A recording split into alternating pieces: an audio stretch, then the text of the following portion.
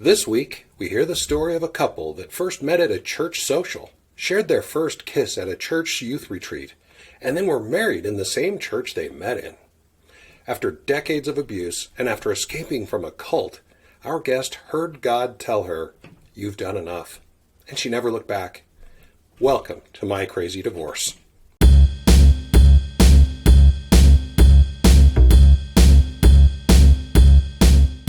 I'm a failure as a husband. I'm a failure as a man.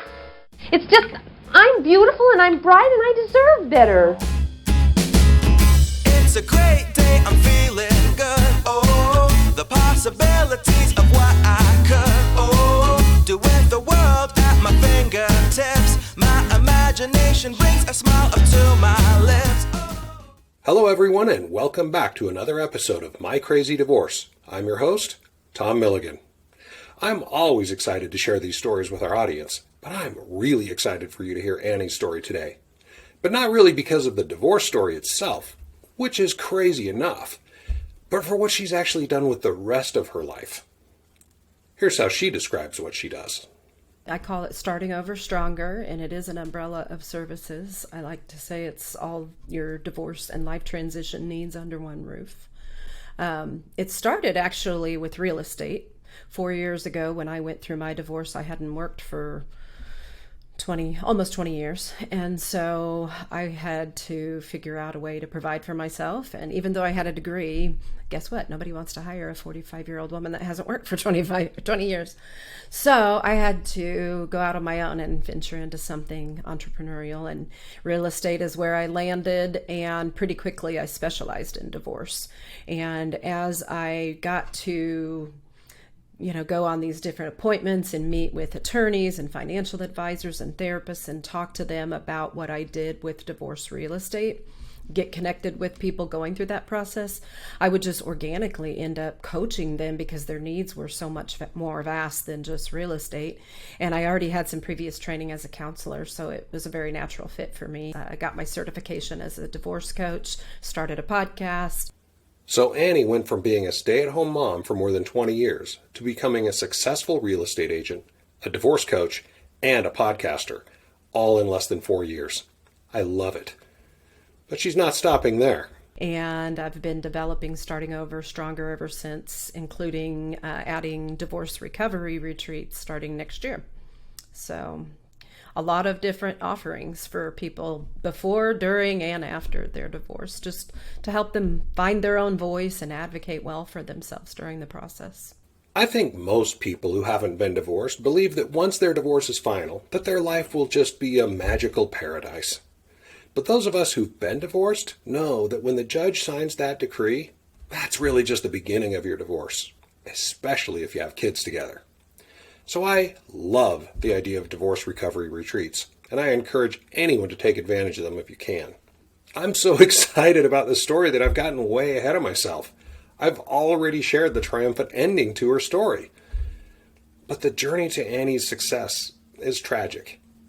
I can't wait to share the full story, but first, as always, remember, I'm not an attorney or a therapist, so nothing in this podcast is even close to legal advice. And it's even further from therapy. So if you find yourself in a crappy marriage or a crazy divorce, make sure you seek qualified help. If you like our show, the best thing you can do to help is to give us a 5-star rating on whatever app you're using right now to listen. That really helps get the word out. And of course, if you have a crazy divorce story and would like to be a guest on the show, like Annie, go to mycrazydivorce.com and click on the Apply to be a Guest button at the bottom of the page. All right. Since we already know the end of the story, well, let's go back to the beginning. Annie was born and raised in Middle America in a little town near Kansas City. She is the third of 4 children in a family she describes as just normal. But what's normal for one is far from normal for another. In my growing up years, just in my family, and there was some abuse. My dad predominantly, some neglect, just generally not what you would want for a child growing up. But it was all I knew, so it felt normal to me. And certainly some people had it worse than what I did. But it's like looking back, I can see how really dysfunctional it was. So to Annie, A normal childhood didn't include a lot of happiness or parental support, at least from her dad, I guess. But as you're about to hear, that neglect affected her parents' marriage too. My mom never left my dad. My mom stayed. My mom was also abused, and she stayed and tolerated it, and I watched it destroy her. And honestly, she's still not the same. You know, she'll I don't think she'll ever be healed because she doesn't choose to do anything about it or acknowledge it. That's just tragic. And as we're about to see, that tragedy becomes generational. The way I would say that affected my marriage and divorce is that I stayed much longer than I should have and tolerated a lot of things that I shouldn't have. Mom wouldn't leave, but she still needed an escape. I think it was around age 13 that my mom decided to start going to church, and she attended a Baptist church. And I began to go with her because I wanted to, it was more of a social thing for me. I mean, I don't know what I thought of God or Jesus or any of those things at that point. I just liked the youth group. There was a lot of boys in it, and my ex happened to be one of them. Oh, wow. So was it love at first sight? The funny part of that story is that he was actually my last choice of all the boys. I liked all of the other boys first. So by the ripe old age of 14, Annie had ruled out the other 6 or 7 boys in the group. I was interested in him before he was interested in me, or before he admitted he was interested in me.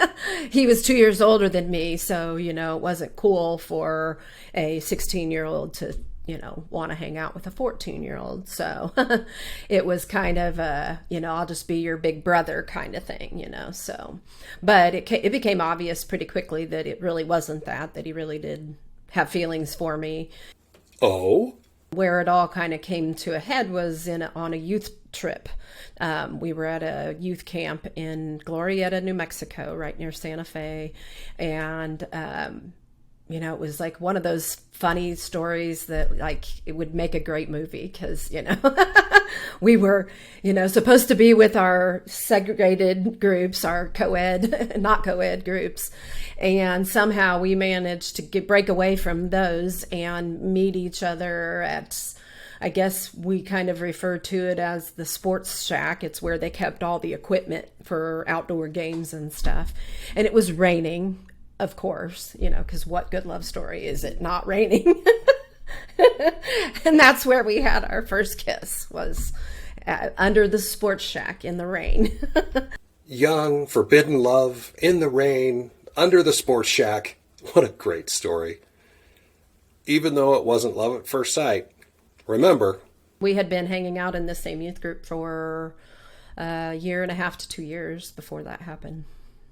So they were friends for a long time before that romantic kiss in the rain. And after the fairy tale kiss, Annie and, we'll call him Chuck. Well, Annie and Chuck became an item. But it wasn't happily ever after, or really happy from the beginning. Well, there was a lot of on again and off again the whole time we were dating, from 14 until 21 when we got married.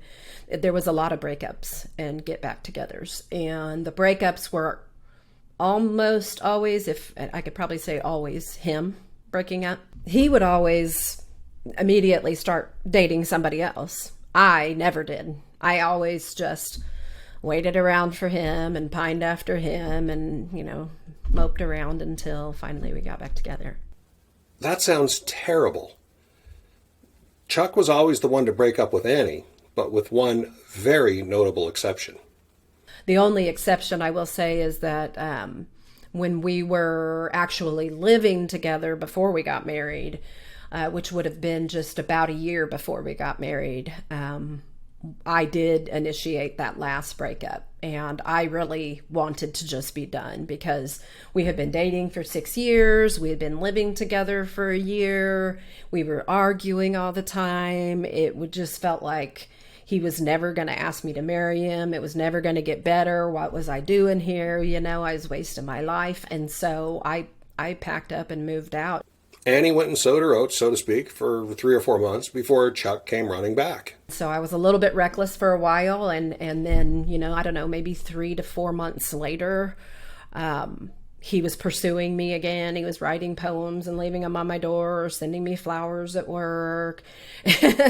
And he convinced me to go with him. He said he had to go to St. Louis for work, and that he, if I wanted to ride along, I could. So I did, for whatever reason. He proposed to me at the bottom of the arch in St. Louis and had somebody taking pictures. So I still to this day remember having the feeling like, I don't really want to say yes, but I kind of have to because all these people are watching. So I said yes. Wait, what? Didn't Annie just say she broke up with Chuck because he wouldn't propose? But now he's proposing and she's like, this isn't right. But she still said yes? Why now? You're only doing it because I held your feet to the fire. Like, you obviously don't really want to do it. And besides which, we're still arguing a lot. There's like issues that we don't ever resolve. So, I was young and dumb, and I guess I probably thought marriage would fix everything. Right, because that always works. After dating off and on for 5 years, living together for a year, breaking up for several months, Annie and Chuck are planning a wedding. But rather than moving back in together, they both choose to move in with their parents to save money. So what did their parents think about their engagement? I don't really know what his parents thought of it. I don't recall having a conversation with them about it. My dad was always trying to tell me that he wasn't good for me. But because my dad also wasn't good for me, I didn't really put a lot of stock in what he said. Because I kind of viewed it like he's rescuing me from my dad. I'm going to be able to get out of this bad situation with my dad because I'm going to get married and go, with him. I really hate that makes a lot of sense. I'm glad Annie had a place to go. But going home wasn't a bed of roses at all.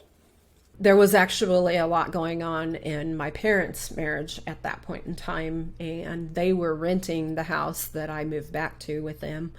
And right around the time of my engagement, my dad took a job in Texas and moved himself and lived in an RV by himself to take this job in Texas, driving a truck over the road for Walmart, which had always been his dream job. He wanted to drive for Walmart.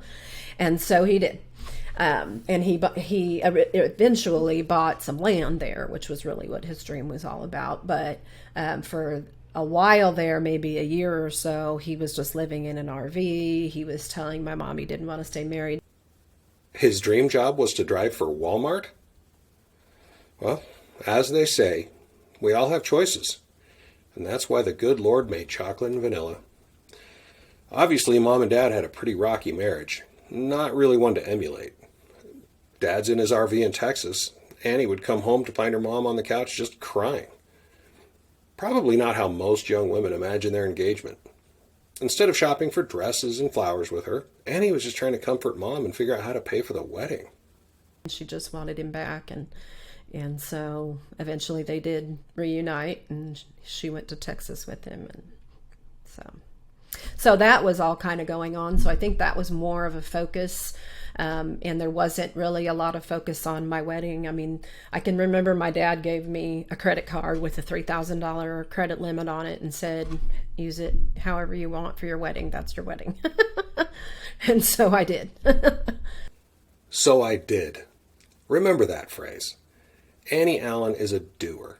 It may take time to make up her mind, but once she's focused, I don't think anything will stop this woman. With the $3,000 from her dad, along with another $3,000 or $4,000 she'd saved, Annie put together a nice wedding. That was back in 95. That went a lot farther then, I think. And on top of that, I'm a pretty frugal person, and I did put some of my own money toward things too. So I would say, the wedding probably cost $5,000 or $6,000, something like that. It was in that church where we met, and so we didn't have a lot of expenses. And we're back to the church. They met at church, had their first kiss at church camp, and got married in that same church. A lot of people would call that a great foundation for a marriage. Well, we'll see. Not too long after the wedding, Chuck graduated with an IT degree and seemed to do very well. I would say that probably overall, most of our marriage, we were making more money than most of the people that we were our peers at that point in time. Because I want to say that his first job offer out of college was $60,000, which was a lot back in, 95, 96, somewhere around in there. $60,000 in 1995 money is about $108,000 in today's money. Not bad for a newly married couple just starting out. He worked for a number of different companies throughout our marriage, but whenever he took a new position, it was always an improvement on the old one, both in duties and in money. Despite having more money than most of their peers, money was an issue for Chuck and Annie. They always say there's a spender and a saver, and I was definitely the spender, and he was the saver, and money was a source of conflict for us, but not near like what it was for some people. It was more of an underlying tension. We didn't necessarily openly argue about it all the time, but it was just one of those things that we didn't have a really great plan in place for spending and what that was going to look like. And so why the tension? I was really expected, because I wasn't working, I was really expected to just, not really spend money unless, it was for the house and the kids. So I didn't. Oh, he's one of those guys. I make the money, so you'll spend it on what I decide you'll spend it on. Gross. Chuck and Annie had their first child about 3 years after the wedding. Annie worked at a telemarketing company until she was 8.5 months pregnant. After that, she was expected to be a stay-at-home mom. So then, throughout the years, I might get part-time jobs here and there just to have money for what I wanted to buy, or things for me. And usually those part-time jobs didn't last very long, because there was always the expectation that if anything I did outside the home limited my ability to do everything that I was doing inside the home, then it just wasn't supported at all. It would be presented as a conflict of interest to his career, which is where all the money was made. So I needed to just stop doing whatever it was and come back home and take care of the kids in the house and him. Remember, this isn't the 1950s. It's the 1990s and early 2000s. Chuck sounds like a real piece of work, doesn't he? At this point of the interview, I almost felt stupid asking about red flags. I mean, seriously. Was there anything but red flags since their first meeting? There's not a lot that I remember about specifics in our marriage from the time we got married until the 10-year mark. I do remember there were times that I wanted to leave. And in fact, the first time was 6 months after we got married. I was already talking about divorce. I'm no expert, but that's not a good sign at all, right? That was the point at which rather than divorcing him, his mom was actually a confidant of mine, and she was more of a mom to me than my own had ever been, and I could talk to her, and I couldn't talk to my own mom about anything. She wouldn't really interact with me much, and so I would talk to his mom about the problems that we were having, and at this point she was saying, you guys need to get back into church, and so I said, okay. So how did that go? I would say that being in church when he would eventually come, which did take some time, did good for our marriage, and I think maybe got us as far along as it did. But if a normal church did some good, a cult would do a lot more good, right? Until we switched to another church that was more like a cult. It was a legalistic, fundamentalist Baptist church, and his brother had been going to it before we did, and he convinced us to come. I didn't want to go. I had red flags about it all over the place, and I didn't want to go, but it was like I finally just had to give up because I couldn't get him to stop talking about it. So we went, and we were there for 5 years. 5 years in a cult? Sounds like the title of a movie, or at least an episode of Dateline. The pastor was certainly a sociopath, if not a psychopath, and he was, more or less creating, I don't even know what to call it. It wasn't a church. I mean, the men had to go to men's meetings and they had to report in as to, whether their families were good and their kids were behaving and their wife was doing what she was told. And they took attendance at these meetings and, more or less you gave up all of your outside family and friends and just, fostered those relationships within the church and the cult. Yeah. The men in the group would report back on the behavior of their wives? No wonder Chuck liked it so much. It's wife control ordained by God. After 5 years of this abuse, Annie had had enough. She told Chuck what needed to change and by when. And I had already told him, if this doesn't work, I'm not coming back here anymore, and I'm not letting my kids either. So you can stay if you want, but I finally took a stand and said, I will not go back there if this does not work. And it didn't. And so we did actually leave. It's hard to keep everything straight in this timeline, and that's okay. Just know it's all bad, and that it lasted the entire marriage. I always say that the marriage really began crumbling at 10 years.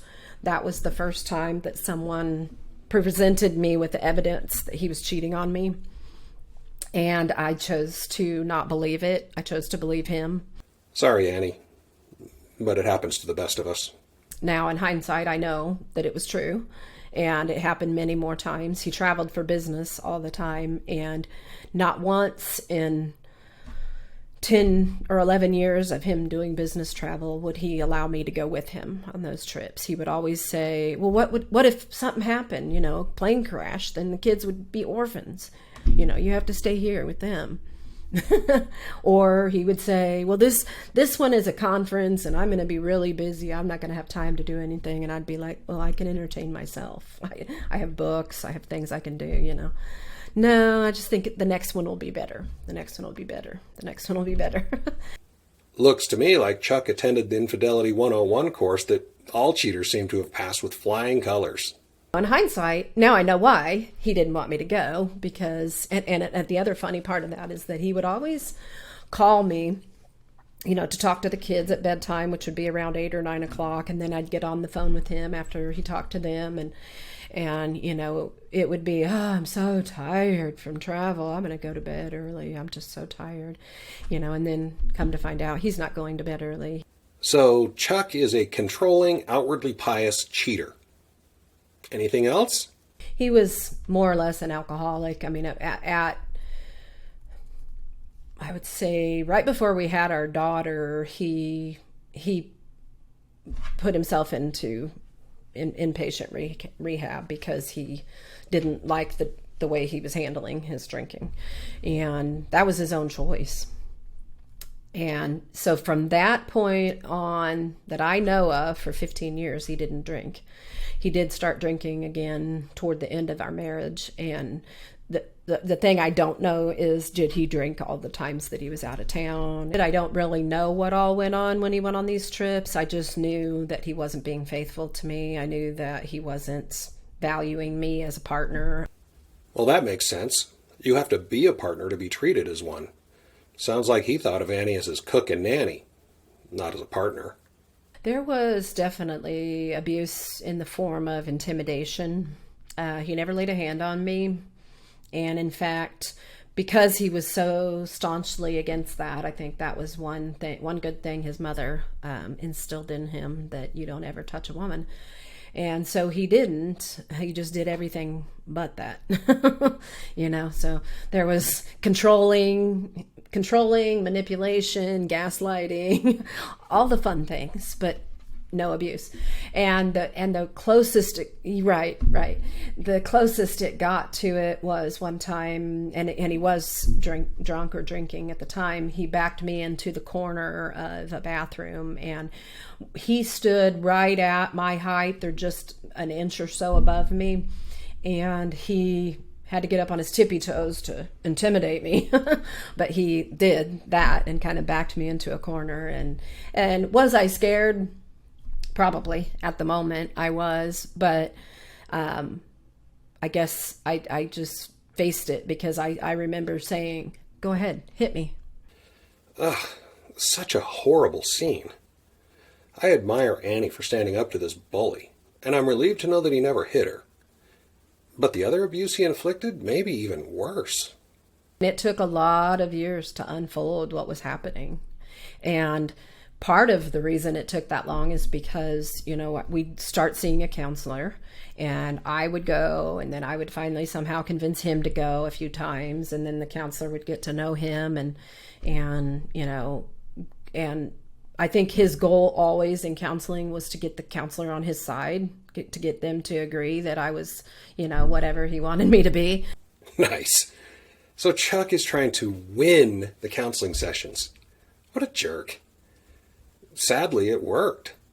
For years, Chuck was able to manipulate therapy to be what he wanted it to be, instead of what it needed to be in order to work. But eventually, when we got in with somebody who really, I think, understood trauma and understood personality disorder, everything changed, because he really began, that therapist really began to be able to, he knew his number, I didn't have to explain to him. I mean, I did over and over again. I would come in and tell him these stories. And to me, every story was a new issue. And finally, I think he was able to get me to understand that every single time I came in there, I was explaining the exact same scenario, just with different factors. Finally, a counselor that wouldn't bend to Chuck's will. This counselor helped Annie open her eyes to the reality of the situation. I really, kind of had my eyes open through that process. And so eventually when things really began to be clear to me that the marriage was not going to work, I just sort of, shifted gears to, I just need to work on me. I need to get my degree. I need to just focus on my own health and recovery. He's going to do what he's going to do. I'm just going to try to keep things on an even keel around here and just do what I got to do to take care of myself, to be ready for whatever comes. And so that became my focus for many years while my kids were in high school. Good for her. But at some point, someone had to decide it's time to end it, right? That happened on 6/1/16, June 1st, 2016.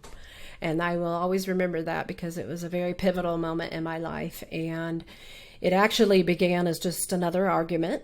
And at this point, we actually had, I don't remember if we had been in counseling or not. I don't think we had been for a while, but I had actually attempted a separation in 2013. For 3 months, I lived with my mom about 40 minutes away from him, and ended up coming back on what turned out to be empty promises. They always were. But 3 years later, after more empty promises, more therapy, more counseling, and because their counselors were all Christian, more prayer, Annie found herself in yet another argument with Chuck. We were having some argument about something, don't even remember what at this point in time. I just remember that whenever I started understanding things about our relationship and put terminology to it, he would always turn that terminology around on me. And so if I would say that he was projecting something on me, then the next thing you know, he's telling me about all my projection, So I learned the hard way not to use the words at all, because they would just be turned against me. But in this particular case, the words were verbal abuse. And I just kept saying, this is escalating. This was a boundary that I had set in our marriage where, if we had a disagreement about something, that was fine. Obviously, we're going to have disagreements. We can talk it through as long as everybody's being calm and respectful. But if it begins to escalate, I'm going to exit the conversation. That was a boundary that I had set, and he knew that. And so I was trying to do that, and oftentimes that would require me getting in my car and leaving, because that was the only way I could stop it. That argument got so ugly, Annie decided to break the cycle and exit the conversation. But Chuck needed to have the last word, because of course he did. So that's what I was getting ready to do. I was saying, this is escalating and I'm not going to do this. I'm going to just go wherever for now, so we'll talk about this later. And he said something like, well, good, because I don't want to take any more of your verbal abuse. And I was just like, I mean, honest to God, he stunned me. I mean, I was like, I probably had my jaw dropped. I was like, are you serious? Are you serious? Classic. That's straight from the douchebag handbook. Use your enemy's own words against them, but incorrectly, and or out of context, of course. And Chuck played it perfectly. But fortunately for Annie, she'd learned the rules of the game and didn't want to play anymore. But even though Annie was done mentally, after a lifetime of religious upbringing had taught her that divorce was shameful, she wasn't done spiritually. I knew this wasn't like what I wanted in a marriage, but I didn't know what God thought about all of it. I needed God to be okay with me ending this marriage, you know? And you know, you learn a lot of different things in church and in different churches. And so there's just still a lot of shame around divorce. And it's very unfortunate because it's a reality. And when the alternative is abuse, it's a good reality. So I think there's a lot of education that needs to happen in churches across America on that subject, but I won't get on that soapbox. So after being accused of being verbally abusive, Annie needed to figure things out and get right with God. So I got in my car and left. And we live near a conservation nature area where there was a lot of wooded trails, and I would go walk on them all the time, especially when I was upset. And they were pretty private, and so, you know, I could go out there and cry and scream and pray and do whatever I needed or wanted to do, and I did it often, and I did that on this day. And I remember that I was just praying and saying, God, how can I do anything to save this marriage if he thinks he's the one that's being verbally abused? Like, how can I even do this? And it was not an audible voice, but I heard God as clearly as I ever have say, you have done enough. Powerful stuff, Annie. Powerful. This episode of My Crazy Divorce is brought to you by OurDivorce.com. Did you know that in the United States, a divorce is finalized about once every 42 seconds? Since the average divorce pays attorneys more than $11,000, that's more than $8 billion paid to divorce attorneys every year. No wonder attorneys try so hard to convince us that we can't get a divorce without them. OurDivorce.com has made it their mission to provide the most affordable, easy-to-use, and effective self-service divorce process ever imagined. For just $299, OurDivorce.com's proprietary 3-step process guides divorcing couples through the entire divorce process and provides the divorcing couple with a complete set of divorce papers, along with easy-to-follow filing instructions for their state. $299 is a great price, but what's really amazing is they don't charge anything to use their service unless it works for you. Will your attorney make that guarantee? Probably not. If you or someone you know is thinking about divorce, visit OurDivorce.com today to get started for free. That's OurDivorce.com and click Get Started.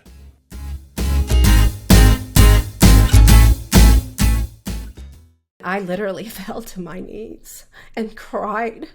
And everything changed after that. Everything changed. Because I was just like, okay, you know, now I can decide what I want to do. Annie was free.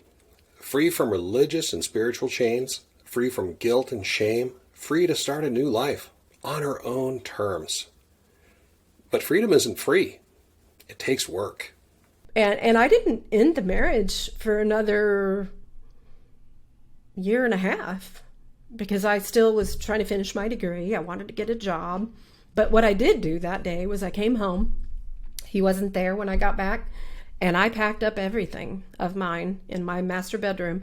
And I moved it all to an extra bedroom upstairs. And when he came home that day, I told him the marriage was over. I wasn't doing this anymore. And I wasn't going anywhere because I didn't have anywhere to go, and that he was partially responsible for that. And I would be staying there until I finished my degree and until I got a job, and he was to leave me alone and accept that the marriage was over. Whoa!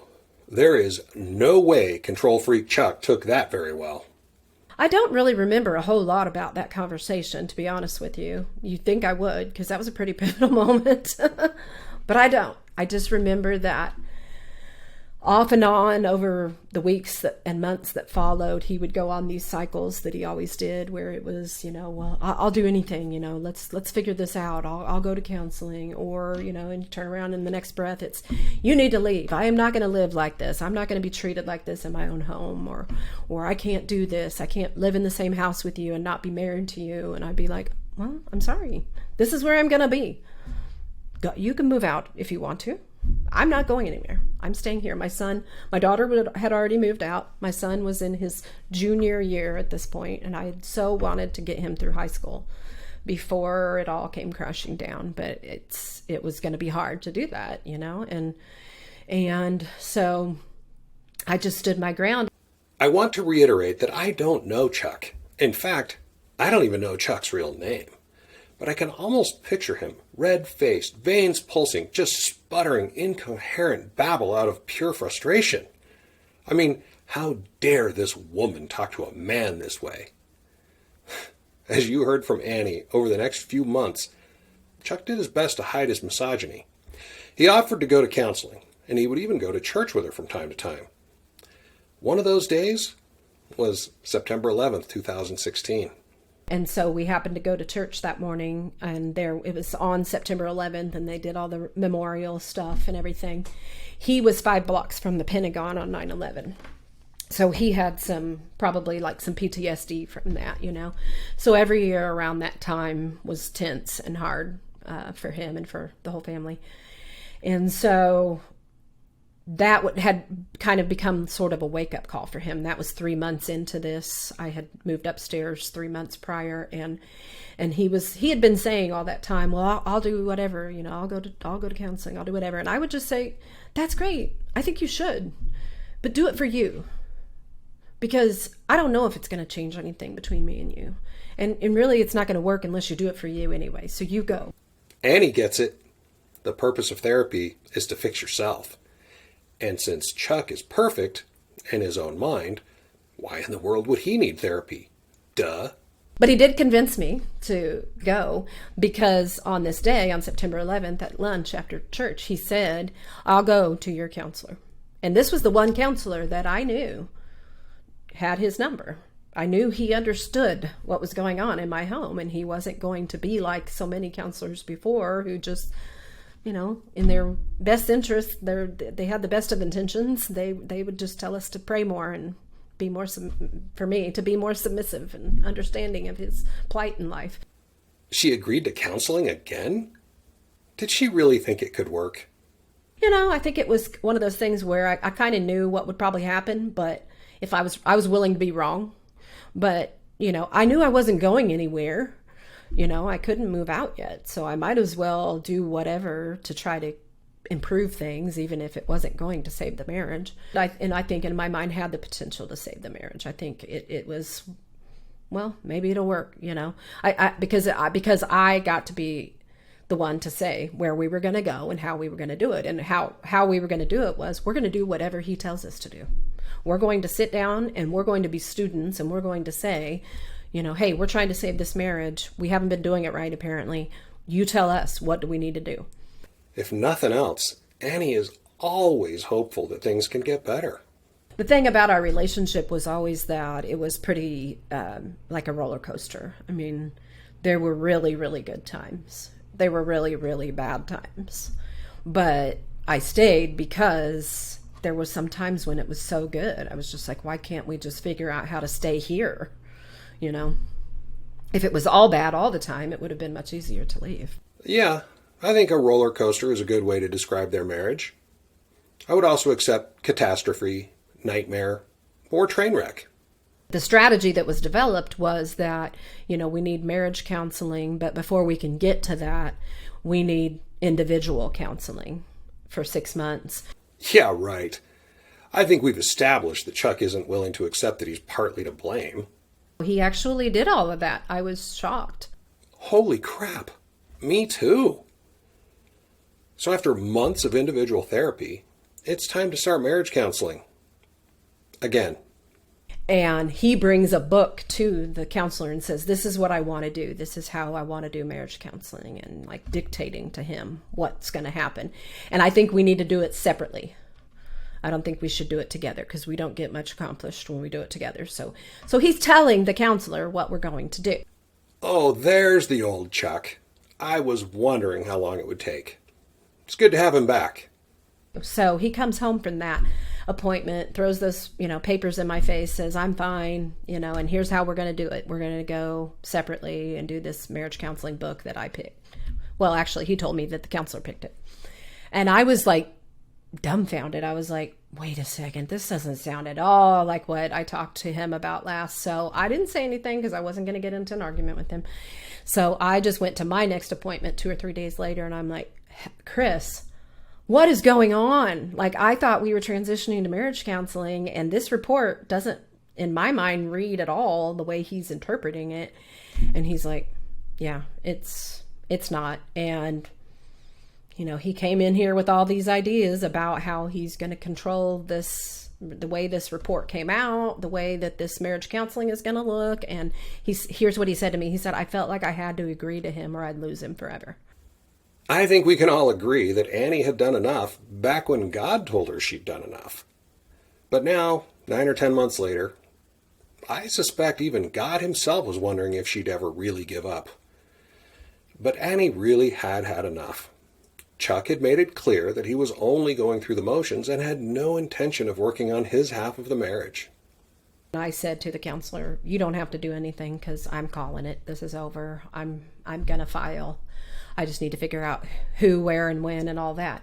So I think I started getting recommendations and going and interviewing attorneys and stuff pretty quickly after that. I think we actually ended up filing on like the 3rd or 4th of November, and then I had a month to, inform him.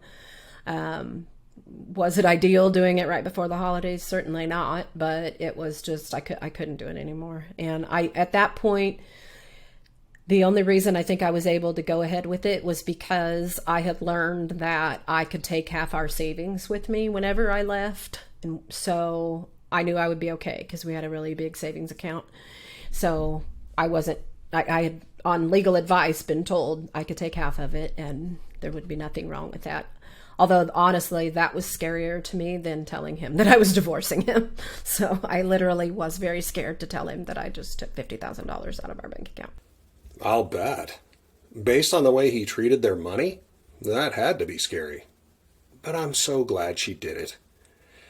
Annie's attorney drew up the paperwork, but instead of having Chuck served, Chuck offered to make it easy and save money. He chose to go to her office and pick it up because he had not yet retained counsel, so he could have a conversation with her. And at this point in time, he was saying that he was going to just use the same attorney, save money, we could figure it out between the two of us, and she could just do all the paperwork for us. So he went and picked up the papers from her. Well, that's great. Sounds like Chuck knew it was over and that fighting would only take time and cost money. He knew that I was asking for alimony, not child support, because our oldest was 6 months from graduation, and so I didn't know if he'd be going to college, so I didn't ask for any child support, just spousal support. And I wasn't greedy. I honestly could have gotten more, and in hindsight, I would have gotten more. But he apparently, on recommendation from somebody, went and had a consult with a shark, and the shark told him that he didn't have to pay me anything. Damn it, Chuck. You were so close to just being done. Remember, I'm not an attorney, and this is not legal advice, but I have a message to everyone listening. If you've been the primary breadwinner for your family for 22 years, and you're getting a divorce, just plan on paying alimony or spousal support. And if your attorney tells you otherwise, find a new attorney. And if you think that's the right thing to do, regardless of legal advice, then check your morals, because you're an asshole. His attorney sent emails to my attorney that he knows darn good and well I'm going to see, calling me names because I wanted maintenance, and it's just crazy the way some attorneys behave. And sometimes you get in a situation where you're stuck with them. Even if you decide they're crazy and you wish you hadn't hired them, it's too late to do anything about it now. So it's a cautionary tale of not just hiring somebody based on somebody's recommendation, but really knowing how to select an attorney well, because they can absolutely drag things out for years and make everybody miserable for no reason. And so he hired this guy who I found out later was very well known for taking guys for a ride with their ego. And so that is exactly what he did for 6 months. So old Chuck is taken for a ride for 6 months. Then what? He stirred the pot so bad that it got to the point by the end of it that my ex was saying, can you just talk to your attorney and see if she can get this done? Because I can't get anything done with this guy. In the immortal words of Nelson from The Simpsons. Finally, we were able to come to terms and settle before we went to court, but only because I held my ground. And I said, I'm not taking less than this. I'm not going to put myself in that situation. Annie always refers to Chuck's attorney as a shark. With every industry, that there's bad doctors and good doctors, there's bad real estate agents and good real estate agents, and the bad ones are always giving the others a bad name. I have attorneys kind of blocked in my mind. There's sharks and there's bulldogs, and then there's people that really shouldn't be attorneys because it's either a part-time thing or they just have no passion. So bulldogs are the ones that, they will protect their yard. They will do what needs to be done, but they're not vicious. They're not predatory. And sharks obviously are predatory and very adversarial. They stir things up on purpose to keep dragging out the whole process. I really like that analogy, and I know not all divorce attorneys are sharks. But even the bulldogs, as Annie calls them, are in a tough situation for 2 reasons. First, when your case is over and you've moved on, your attorney is on to their next case, which means they're standing right in front of the same judge or commissioner and maybe working against the same attorney or law firm. Either way, they know they have to play nice because they have to work with these people every day, even though you don't. And second, almost all attorneys are paid by the hour, which means if your case settles quickly, they don't make money. No matter how good-hearted or well-meaning, the temptation to incite arguments, create controversy, or otherwise pad their hours must be overwhelming some days, especially if the jet ski payment is coming due soon. Because of Chuck's attorney, and frankly Chuck's gullibility, it took 6 months to reach a settlement. Not as bad as some, but besides the time, what else did it cost? Well, I don't know what he paid, but I will say I'm sure it was more than me. And I would guess that mine was right between $12,000 and $13,000. So Chuck cost the two of them 6 months and $25,000 to $30,000 just to avoid paying alimony, which he's paying now and will pay for another couple of years. Great work, Chuck. Now, 4 years later, Annie and Chuck have almost zero contact or communication, which I think is for the best. Chuck lives with his girlfriend today, who Annie believes is the last person he cheated on her with when they were on vacation in Hawaii back in 2016. Sounds about right. The thing that I observe quite often with relationships is that hate is much closer to love than apathy. And so the people that are still very bitter and angry and hate their ex and still argue with them all the time are really still not over them. And I'm very much over him. I don't think about him ever. I don't have really any emotion about anything about about him. I honestly, when I had that walk in the woods with God and got that clarity, something switched in me, and I just decided that he could be who he wanted to be, and I could too. Annie is currently in a committed relationship, which she says is very healthy. Her boyfriend even wants her to travel with him on a regular basis. Since she's currently dating, she offered some great advice for anyone in her position. Listen to your gut. That's a lot easier said than done, but I think that most people have a story that they can tell that they usually don't tell until they're going through a divorce or after, where they go, I should have known when ... fill in the blank happened, and because I think we just are such hopeful people, I think that we want to just say that those things are just human nature and that we will overcome them. But the truth is that the issues that you struggle with when you're dating or newly married are the issues that are going to continue to get worse once you're married, and for most people. So, people are people, and I do believe in change because I've totally changed my life. But I also believe that people inherently are who they are, and they're not going to drastically change, over the course of a lifetime. People can change, but only in small measures. Zebras can't change their stripes any more than leopards can change their spots. For those thinking of marriage, Annie has this advice. It's really smart to do some kind of premarital counseling and really define what you expect to be the issues, because you already, ideally know a lot about one another, and you probably have a pretty good idea of what the 2 or 3 top issues are.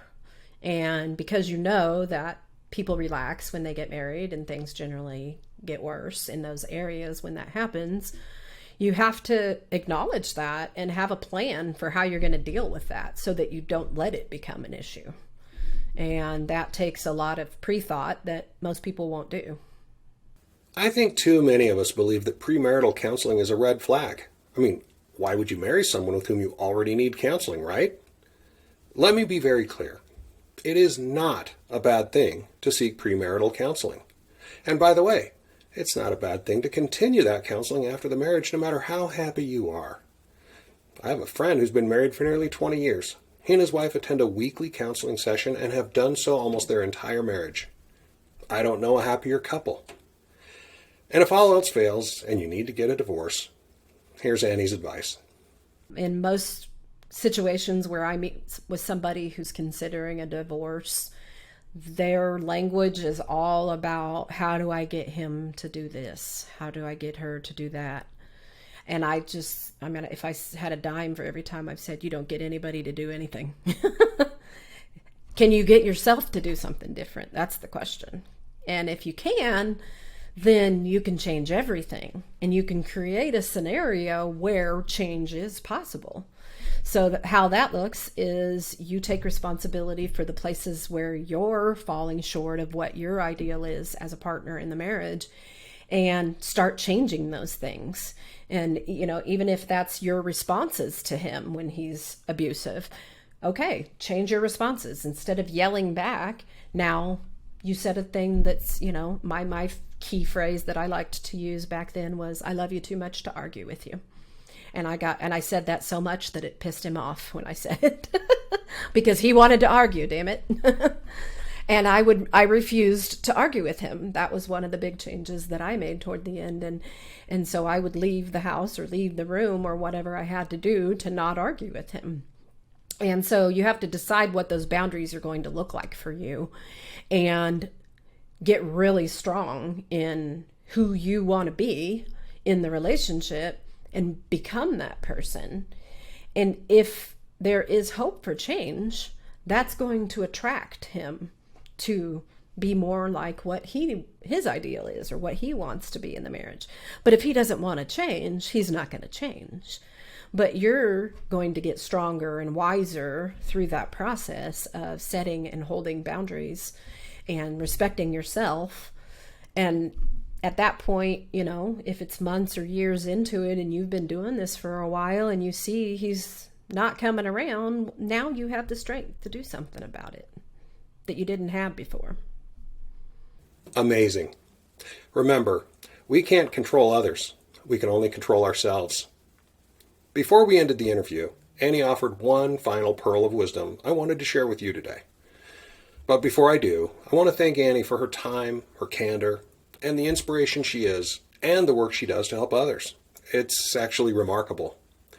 I also want to thank our sponsor, OurDivorce.com, who's made it their mission to provide the most comprehensive, easy to use, and affordable self-service divorce process ever imagined.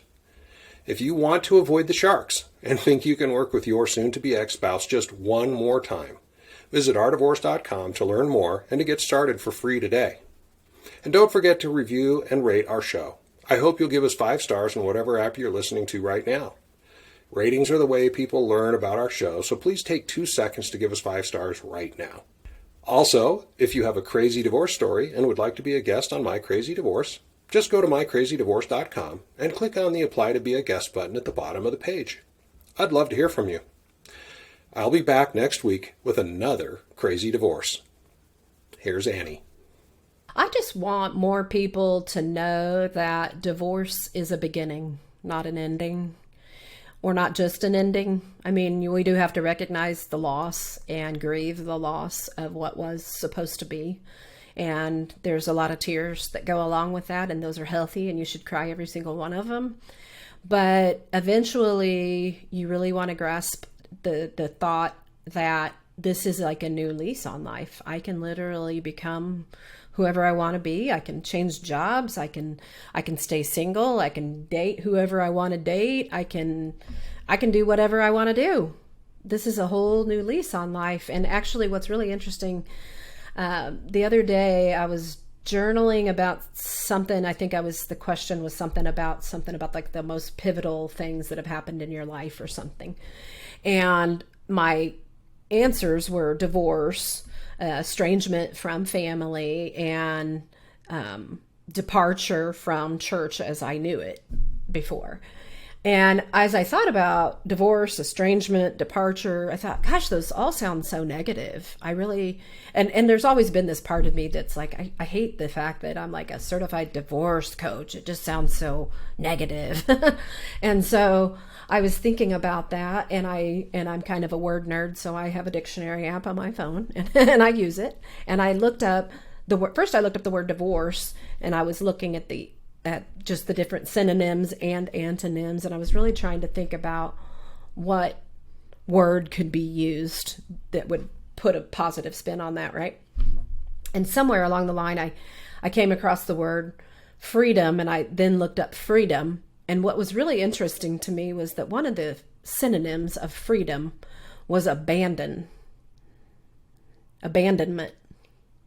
And I was like, I had to think about that for a minute. I was like, freedom is abandonment, like letting go, abandoning everything that's behind, and wishing it well and sending it away, and turning and going this other way. I that's how I look at divorce, as the freedom to abandon everything that wasn't working, and all the people, whoever they are, that weren't really for you, and going in this other direction where you can surround yourself with people who are for you and who truly know how to love you well.